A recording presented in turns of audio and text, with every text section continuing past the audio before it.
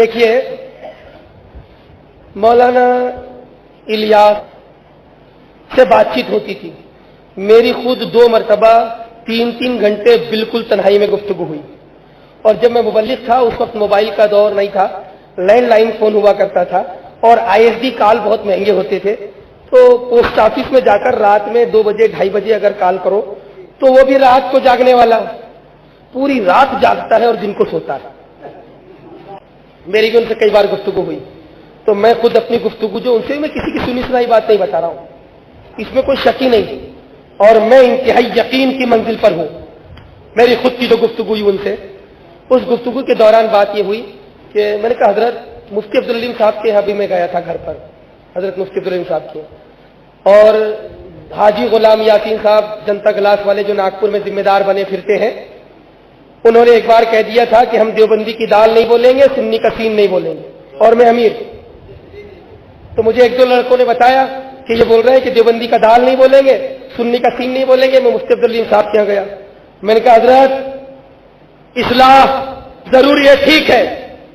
نماز کی دعوت ضروری ہے، ٹھیک ہے، تبلیغی جماعت کا تحریک کے ذریعے جواب ضروری ہے، ٹھیک ہے، لیکن حضور آپ مجھ سے بڑے ہیں، میں آپ کے شاگردوں کے برابر بھی نہیں۔ میری یہ عرض ہے کہ جو کوئی ادارہ، جو کوئی تحریک، جو کوئی پیر اگر یہ کہے کہ ہم رد وہابیہ نہیں کریں گے یا رد وہابیہ کرنے سے روکیں گے، قسم خدا کی اگر دعوت اسلامی میں واقعی ایسا ہے اور مولانا الیاس قادری واقعی ایسے ہیں تو ساری دنیا میں سب سے پہلے دعوت اسلامی کو ناگپور میں لانے والا میں، سب سے پہلی مخالفت کرنے والا بھی میں ہی رہوں۔ مفتی عبدالعلیم صاحب تو حضرت نے فرمایا حضرت ایسا ہے بیٹا میں زیادہ بات نہیں کر سکتا، میں ہارٹ کا مریض ہوں، بیڈ ریسٹ ہے، میں زیادہ بات، آپ ایسا کرو نا مولانا الیاس قادری حضرت صاحب سے ہی بات کر لو۔ رات میں 2:30 بجے کے قریب فون لگایا، ان کو بات چیت ہوئی، تو میں نے کہا حضرت جو ہے رد وہابیہ کی اجازت ہونی چاہیے۔ میں نے بہت نرم لہجے میں بات کی، اب یہ اتنی زیادہ نرمی کے باوجود بھی ایسے ضدی ہیں کہ آپ نرمی سے بولو یا سختی سے، بالکل زمی ٹلت زما ٹلت ولیکن الیاس نمی ٹلت، ایسا اپنی مزاج پر ٹکا رہتا ہے یہ بندہ کہ میں نے اس سے بڑھ کر ضدی آدمی 4.5 سال کی زندگی میں نہیں دیکھا۔ میں نے کہا حضور اجازت ہونا چاہیے، نرمی سے کہا حضرت اجازت ہونی چاہیے رد وہابیہ کی،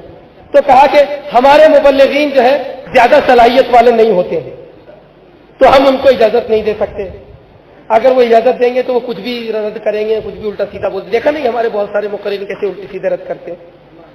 تو میں نے کہا کہ ٹھیک ہے، ہر مقرر ہر مبلغ کو اجازت نہ دیں آپ۔ تو انہوں نے کہا کہ دیکھیے مفتی غلام محمد صاحب قبلہ علیہ رحمہ کا فتویٰ بھی ہے کہ ہر آدمی کو رد وہابیہ کی اجازت نہیں ہے جو عوام میں سے ہو، اور اعلیٰ حضرت کا بھی فتویٰ وہی ہے کہ ہر آدمی جو نہ جانتا ہو اختلاف کس بات میں ہے اور وہ پھر رد وہابیہ کرنے بیٹھ جائے اور بحث کرنے لگ جائے جس کو خود ہی نہیں معلوم کہ اختلاف کس بات میں، اصل بات کیا ہے، ایسے آدمی کو منع ہے۔ تو انہوں نے کہا دیکھیے اعلیٰ حضرت نے منع کیا، مفتی غلام صاحب نے ہم کو منع کیا، تو میں نے کہا حضرت میں کیا عرض کر رہا ہوں، ہر مبلغ نہ کرے، جو علماء دعوت اسلامی میں شریک ہو گئے وہ کرے۔ تو کہنے لگے کہ یار وہ دعوت اسلامی میں آئیں گے اور وہ رد کریں گے تو پھر دعوت اسلامی بدنام ہوگی۔ تو میں نے کہا ٹھیک ہے حضرت وہ ہمیشہ رد نہ کریں، میری ایک بات سنیے آپ، میں نے کہا حضرت ٹھیک ہے وہ ہمیشہ رد نہ کریں، بوقت ضرورت رد کریں، جب ضرورت آئے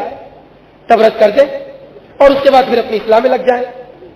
تو کہا نہیں ایسا بھی اجازت نہیں، جو ہمارے طریقہ کار سے متفق ہیں ان علماء اور مشائخ کا ہمارے یہاں سواگت ہے، استقبال ہے، اور جو ہمارے طریقہ کار سے متفق نہیں اور رد کی بات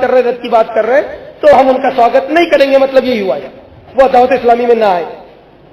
یہ گفتگو ان کی میں نے اس کو پینڈنگ میں رکھا، میں نے کہا نہیں حضرت آپ اس کو غور فکر کر لیجئے، اچھی طرح سوچ لیجئے اس پر۔ کئی مرتبہ گفتگو ہوئی اور ہر بار میں نے اس کے بارے میں پوچھا لیکن اس کا کوئی خاطر خواہ جواب نہیں ملا۔ ایک بار اتفاق ناگپور میں ایسا ہوا کہ چندرپور میں ایک دریدہ ذہن وہابی آیا اور اس نے اعلیٰ حضرت کے خلاف زبان طعن دراز کرنا شروع کی، چندرپور سے کچھ لوگ ناگپور آئے.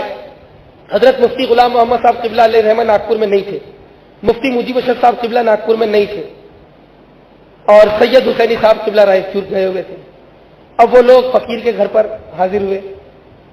تشریف لائے فقیر کے گھر پر, اور انہوں نے کہا کہ رد وہابیہ کرنا ہے, اس کا جواب دینا ہے.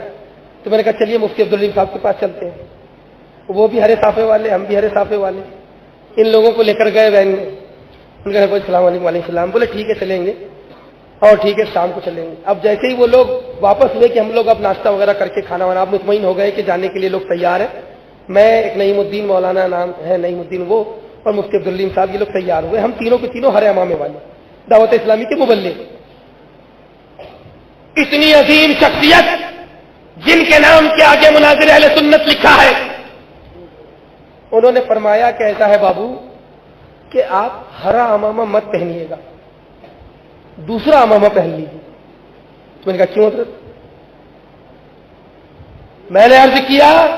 کہ میں ہرا امامہ پہنوں گا, پیارے اسلامی بھائیوں کہوں گا